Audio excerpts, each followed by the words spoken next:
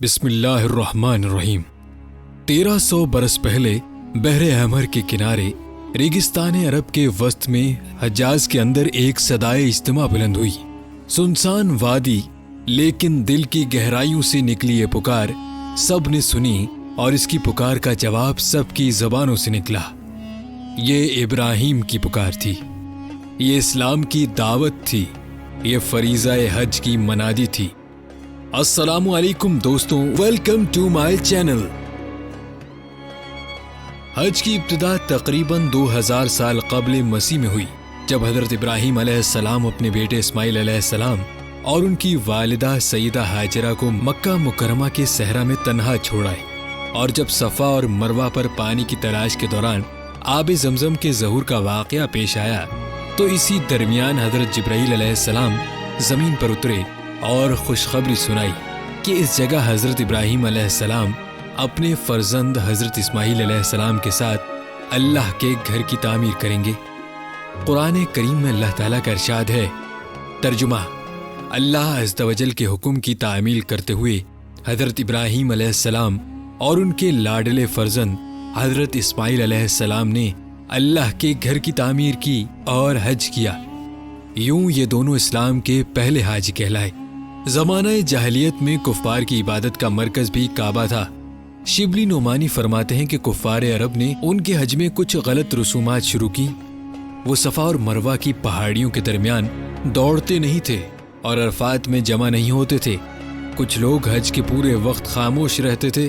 قبیلہ قریش کے لوگوں کے سوا دوسرے لوگ برہنہ حالت میں طواف کرتے تھے، لیکن پھر فتح مکہ کے بعد آپ صلی اللہ علیہ وسلم اس میں بنیادی تبدیلیاں لائے اور نیا طریقہ رائج کیا، جس کو آج ساری دنیا کے مسلمان فالو کرتے ہیں، اور حج اب اسلام کے بنیادی ارکان میں سے ایک ہے۔ حج کی بہت زیادہ فضیلت اور اس کا بہت اجر و ثواب ہے۔ حضرت ابو ہریرہ رضی اللہ تعالی عنہ بیان کرتے ہیں، نبی کریم صلی اللہ علیہ وسلم سے دریافت کیا گیا کہ کون سے اعمال اچھے ہیں؟ آپ صلی اللہ علیہ وسلم نے ارشاد فرمایا، اللہ اور اس کے رسول پر ایمان لانا۔ پوچھا گیا پھر کون سا؟ فرمایا، اللہ کے راستے میں جہاد کرنا۔ پوچھا گیا پھر کون سا؟ ارشاد فرمایا، حج مبرور۔ سیدنا عبداللہ بن مسعود رضی اللہ تعالی عنہ سے روایت ہے کہ رسول اللہ صلی اللہ علیہ وسلم نے فرمایا، حج اور عمرہ کرتے رہو، کیونکہ یہ دونوں تنگ دستی اور گناہوں کو اس طرح ختم کر دیتے ہیں جیسے بھٹی لوہے، سونے اور چاندی کے میل کو ختم اور صاف کر دیتی ہے۔ حج مبرور کا اجر جنت ہی ہے۔ حج کے ارکان کی اگر بات کی جائے تو یہ 4 ہیں۔ ان کے بغیر حج مکمل نہیں ہوگا، اس لیے ان پر خاص توجہ دینی ہوتی ہے۔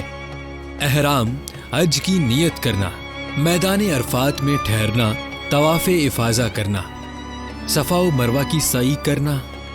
جبکہ واجب کے چھوڑ دینے سے حج تو صحیح ہوگا، لیکن جمہوری اہل علم کے ہاں ایسے شخص کو دم دینا پڑے گا۔ حج کے واجبات کی اگر بات کی جائے تو اس میں میقات سے احرام باندھنا، سورج غروب ہونے تک عرفہ میں ٹھہرنا، عید کی رات مزدلفہ میں گزارنا، ایام تشریق کی راتیں منا میں بسر کرنا، جمرات کو کنکری مارنا، بال منڈوانا یا کٹوانا، طواف وداع کرنا شامل ہیں۔ اسی طرح حج پر کچھ کام ممنوع بھی ہیں۔ حالت احرام میں 9 کام ممنوع ہیں، جنہیں محظورات احرام کہا جاتا ہے۔ بال کاٹنا، ناخن کاٹنا، مرد کو سلا ہوا کپڑا پہننا، خوشبو لگانا، مرد کا سر ڈھانپنا، عقد نکاح کرنا، بیوی کو شہوت سے چمٹنا، جمع کرنا، شکار کرنا۔ عورت کے لیے دستانہ اور برقع و نقاب منع ہے، تاہم اجنبی مردوں سے پردہ کرے گی۔ آج سے 4500 برس پہلے حضرت ابراہیم خلیل اللہ نے اللہ کے حکم سے جبل عرفات پر کھڑے ہو کر یہ منادی کی کہ اللہ کے بندوں، اللہ کے گھر کی طرف آؤ، زمین کے ہر گوشے سے آؤ، نزدیک سے آؤ، دور سے آؤ، پیدل آؤ یا سواریوں پر آؤ، حج کے لیے آؤ اور ہر سال آؤ۔ اس کے جواب میں آج حرم پاک کا ہر مسافر بلند آواز سے کہتا ہے، لبیک اللہم لبیک۔ یہ سفر تا قیامت جاری رہے گا اور سنت ابراہیمی اور سنت محمدی اسی طرح زندہ رہے گی انشاءاللہ۔